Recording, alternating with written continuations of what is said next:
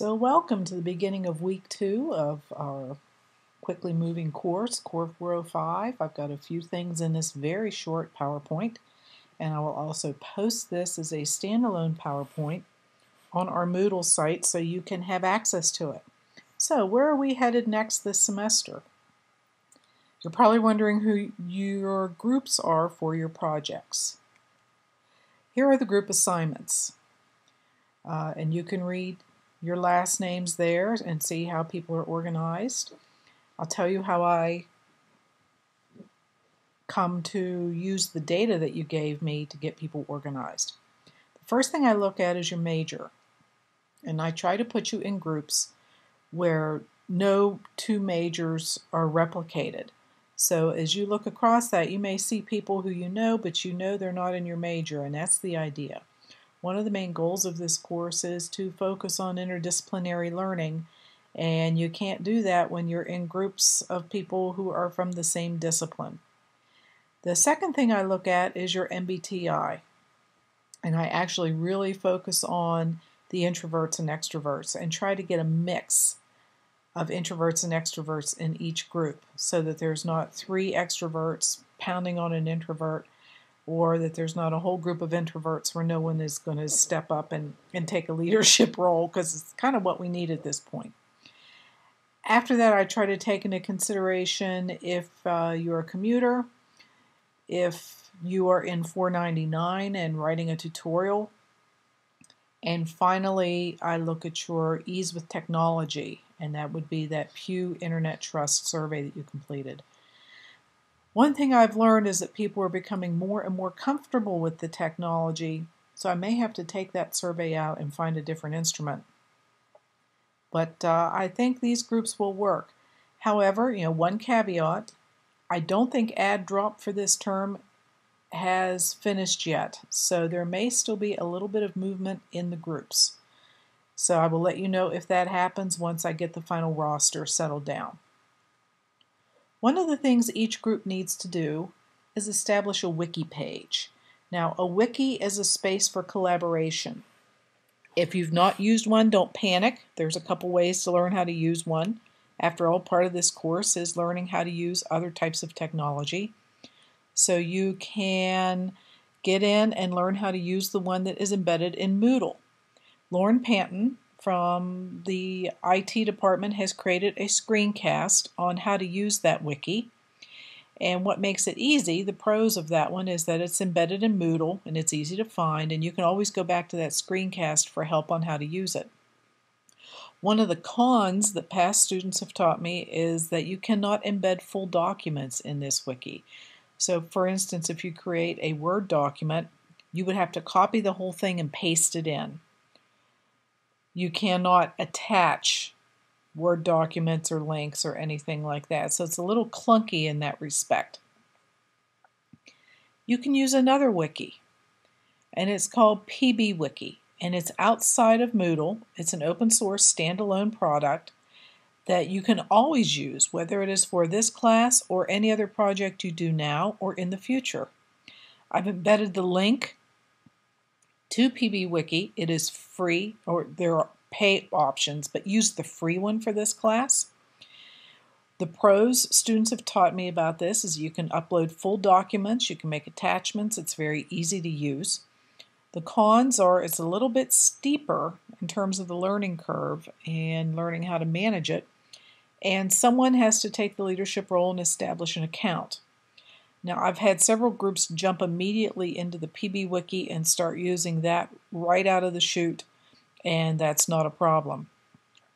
If for some reason you decide to use a different wiki product, for example, if you want to use Google, you may do so. I just need to know what your workspace is, and you need to add me to it. So whoever steps up and says, okay, I'm going to navigate this mess, you need to let me know where your workspace is and how you plan to use it. Week 2 of this course focuses on technology and the environment, and I just want to posit some quick questions for your consideration as you start to engage in the various documents and webcasts that are available. How does ubiquitous computing create more waste? Now, one of the things you may want to look at is the e-waste video that was a previous class project, and how all this stuff that we create, all these new toys, can end up being in waste piles in third world countries, and what chemicals are thrown off from all of those products. I freely admit I have a whole drawer in a chest here full of dead cell phones and Palm Pilots and all sorts of stuff that I no longer use, and not sure what to do about them. How does ubiquitous computing create more or new pollution?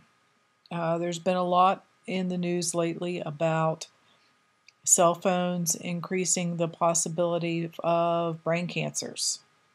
That's another type of pollution. I would posit there's another pollution we need to deal with. It's a different type of noise pollution, and that's the bombardment of information and how relevant it may or may not be. I love the Bing commercials where people just start spouting off random factoids that have no relationship to each other, and of what use is that, and how many brain cells and precious time is being taken up by dealing with this random stuff that's just polluting our minds. Another idea, how is ubiquitous computing distracting us from our environment? How are we getting so knotted up and playing with the toys that we're not paying attention to what's happening to our world? We joke a lot about being in the Chatham bubble. How easy is it to get knotted up in the technology as well and just not even pay attention to what's going on? The next three are the flip of the previous three. How does ubiquitous computing engage us with global environmental issues?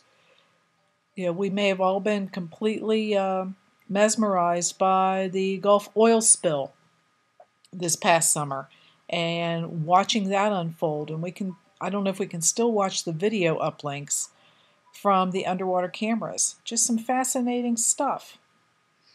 How does ubiquitous computing provide us with a gateway to innovation? How can we learn how to do things better and faster and share information to help us find ways to improve our environment? Finally, how does the ubiquitous computing keep us connected and informed on major environmental concerns, whether it be the Gulf oil spill, whether it be the overabundance of technological detritus in third world countries, whether it be any other major environmental concerns. We always have to stay attuned to what's going on out in the world and how things may pop up and become relevant to our class immediately. Perhaps something will arise that we can discuss in depth. Over the summer when I taught this course, we did discuss the Gulf oil spill in depth, and we may need to revisit that or any other issue that comes up. So if something pops up that you want to discuss, please add it to the table. Okay? So that's the quick PowerPoint for this week, and I look forward to seeing you online. Keep up the great work, everyone.